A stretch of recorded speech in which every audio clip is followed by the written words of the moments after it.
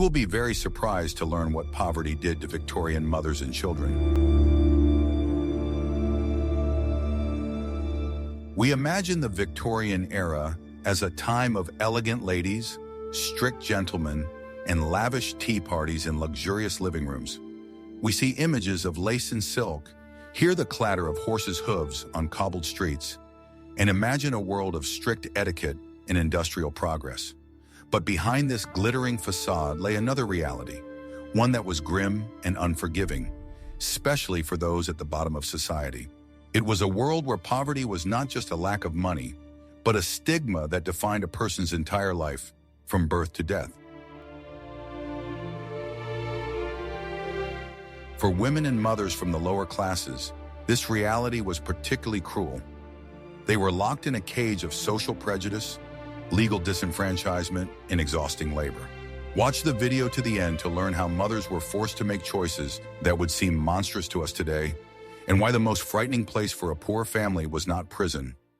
What if I told you that everything you believed about women's rights in the past is not true? Victorian society was built on a patriarchal foundation that was reinforced not only by tradition, but also by law. For a married woman of any class, especially a poor one, her legal status was comparable to that of property. The central concept was coverture, or husband's protection. From the moment she got married, a woman effectively ceased to exist as an independent legal entity. Her personality was absorbed into her husband's. She could not own property in her own name. Any property she had before marriage or earned during marriage automatically became the property of her spouse. He could dispose of it at his discretion. Women did not have the right to enter into contracts. They could not take out loans, start their own businesses, or even file lawsuits on their own behalf. All legal actions were performed by their husbands. The wages a woman earned for her hard work in a factory or as a servant belonged to her husband by law.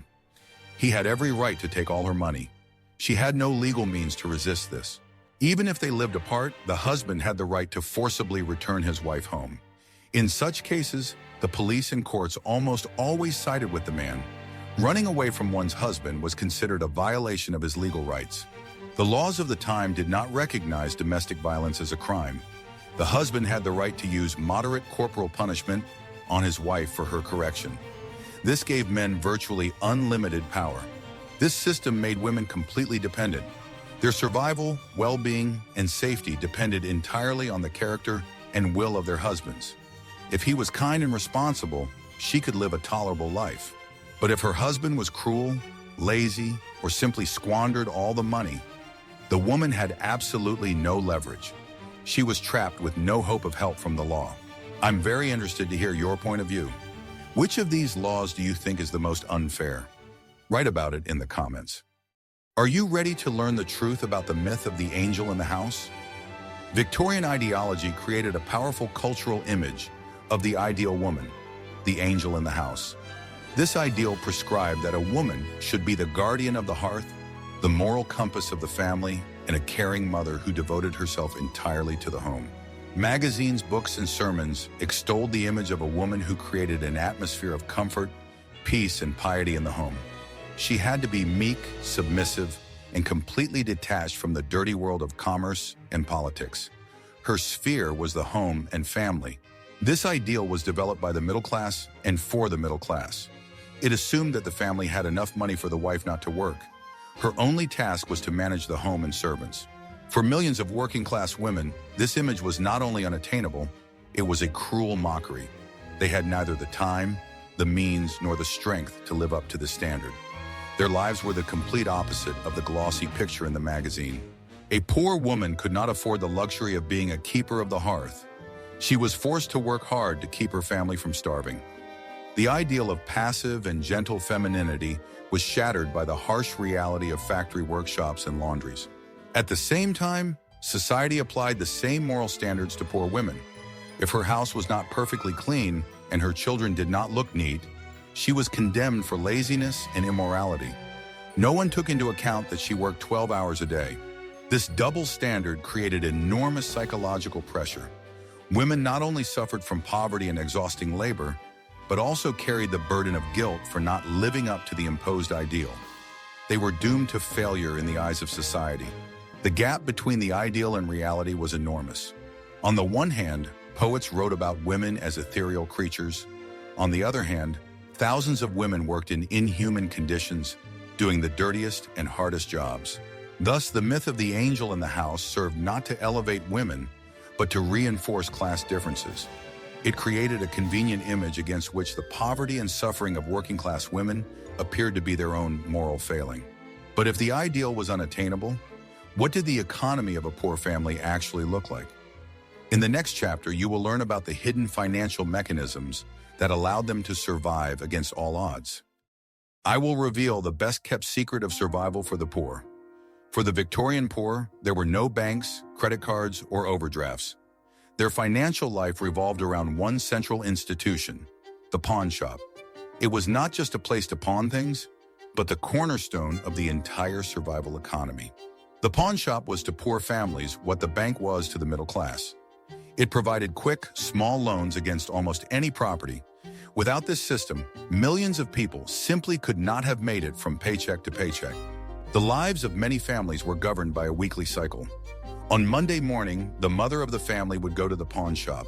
She would pawn her best clothes, bedding, her husband's tools, or even their wedding rings. The money she received was used to buy food for the week. It was a desperate calculation based on the hope that on Saturday, her husband would bring home his paycheck. The items were not pawned permanently, but only for a few days. On Saturday evening, after receiving her husband's paycheck, the woman would rush to the pawn shop. She would redeem the pawned items so that the family could look presentable at Sunday church service. It was not only a matter of convenience, but also of preserving dignity. However, the interest charged by the pawn shop was extortionate. Every week, the family lost part of their meager income. It was a debt trap from which it was almost impossible to escape. Sometimes there were unexpected expenses. Then more valuable items were pawned: watches, furniture, anything that had any value. Often, these items could not be redeemed. The pawn shop manager was one of the key figures in the neighborhood.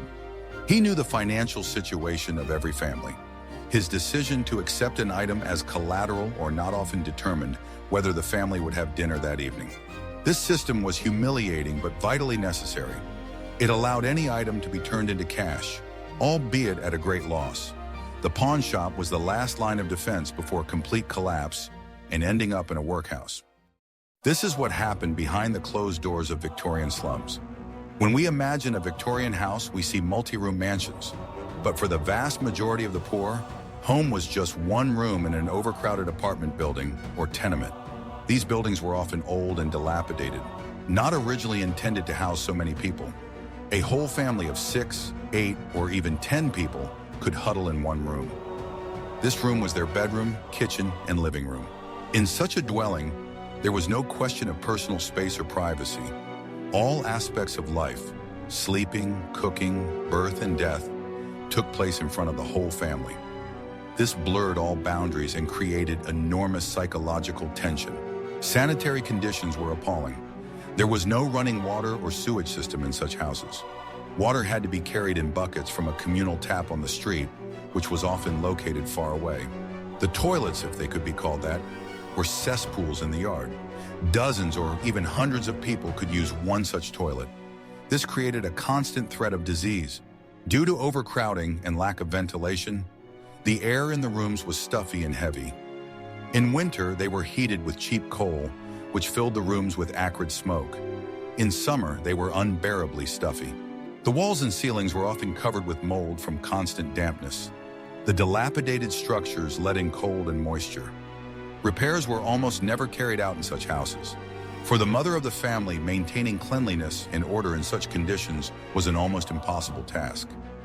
Any attempt to create comfort was shattered by harsh reality.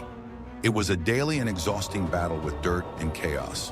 High rents forced families to hold on to these rooms. Losing their homes meant the prospect of ending up on the street or in a workhouse. Therefore, people put up with inhumane conditions. But how could a woman run a household in such conditions? In the next chapter, you will learn about the titanic labor that went into simple household tasks.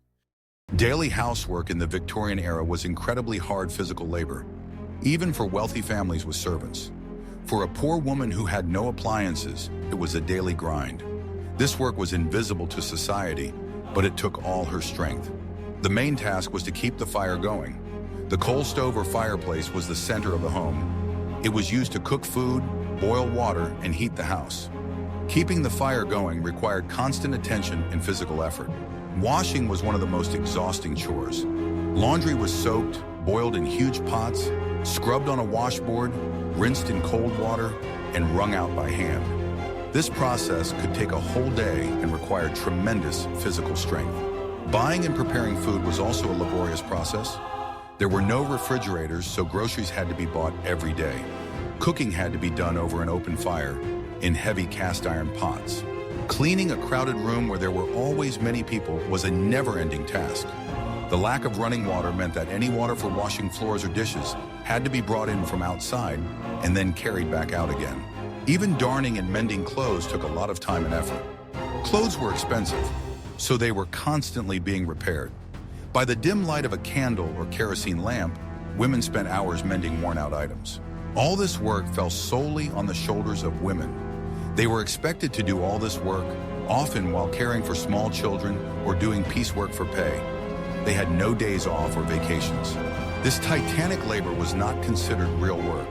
It was unpaid and seen as a natural female duty. But it was this invisible work that allowed the family to survive from day to day. Physical exhaustion was a constant companion for working-class women. Chronic fatigue and back and arm pain were the norm. Their health was undermined long before they reached old age. What if I told you that domestic hell was only half the job? Contrary to the Victorian ideal of the housewife, for most poor families, one man's wages were not enough. To survive, women were forced to work alongside men, carrying a double burden of paid labor and unpaid domestic work. Many women did piecework at home. This allowed them to look after the house at the same time. They sewed clothes, made artificial flowers, or glued matchboxes, earning pennies for their efforts. The working day of such home workers was irregular. They often worked late into the night to meet their quotas. Their homes were turned into small workshops, leaving no room for rest. Other women worked in factories, especially in the textile industry. Working conditions were difficult. Long working days, low wages, noise, and dust in the workshops. Women's labor was valued less than men's, and they were paid significantly less for the same work.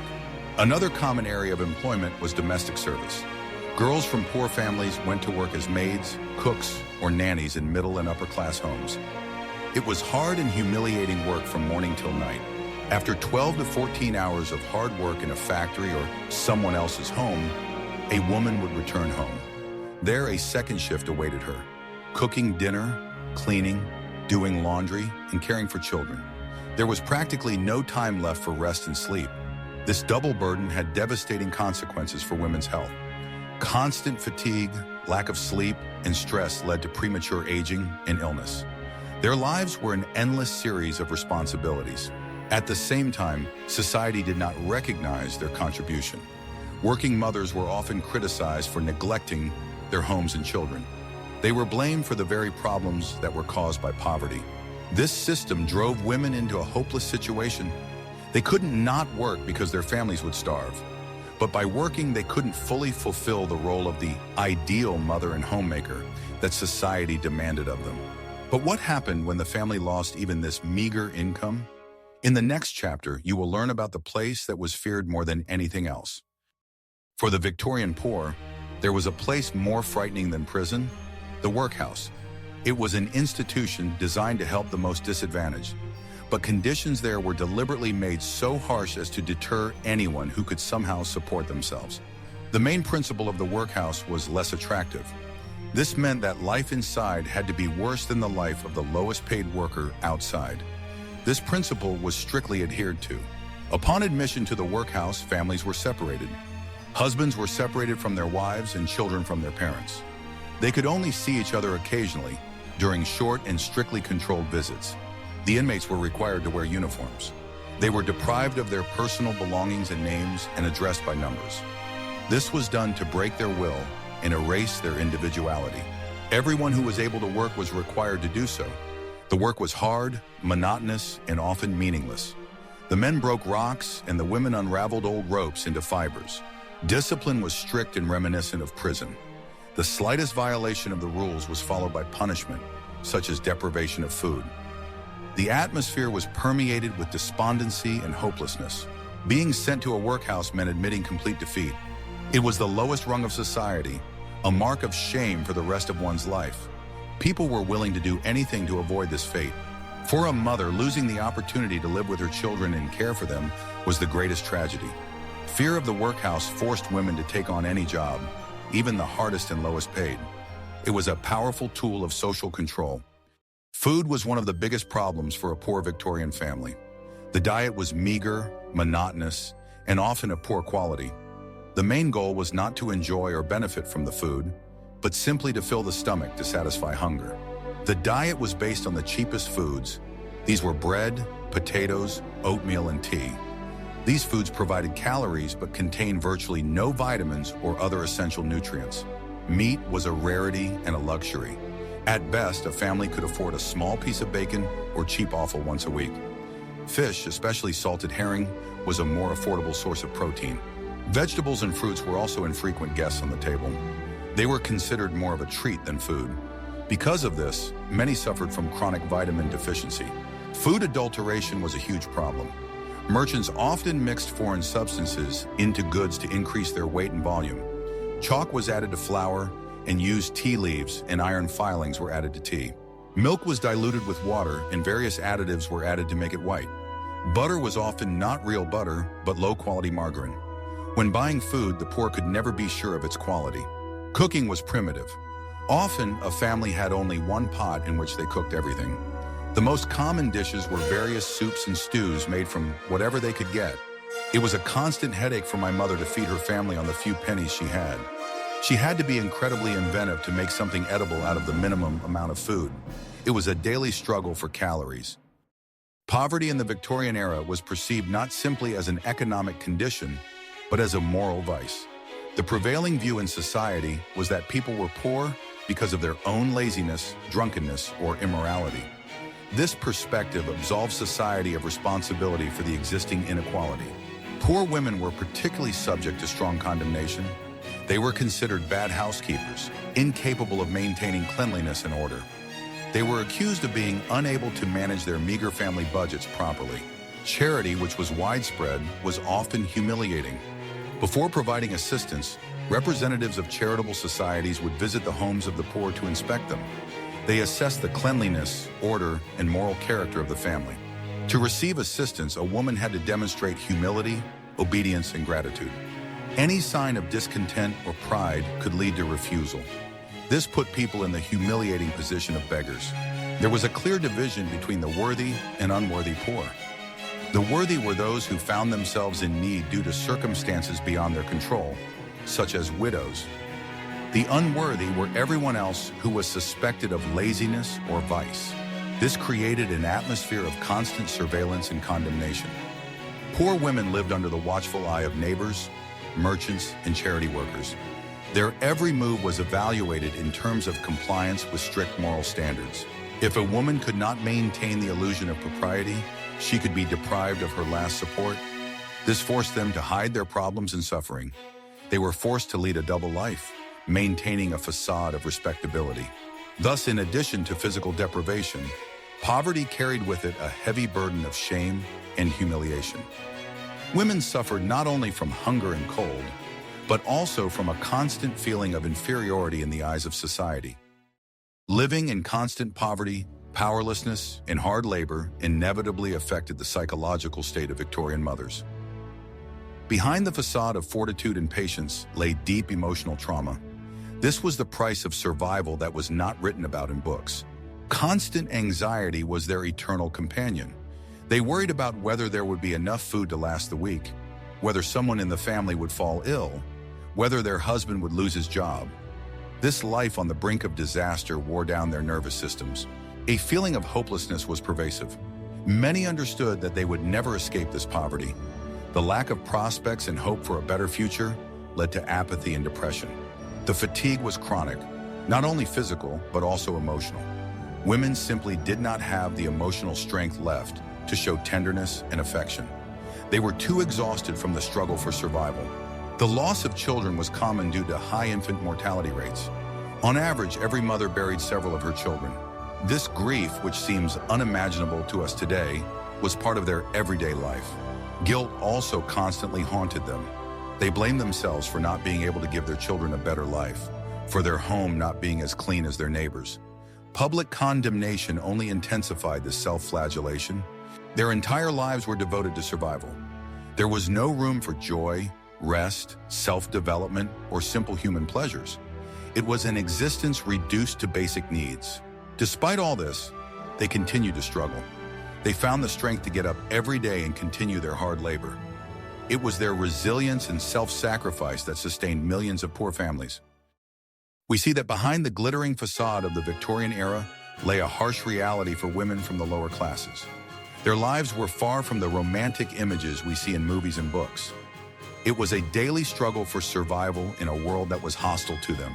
They were deprived of basic legal rights, trapped in poverty, and condemned to exhausting labor.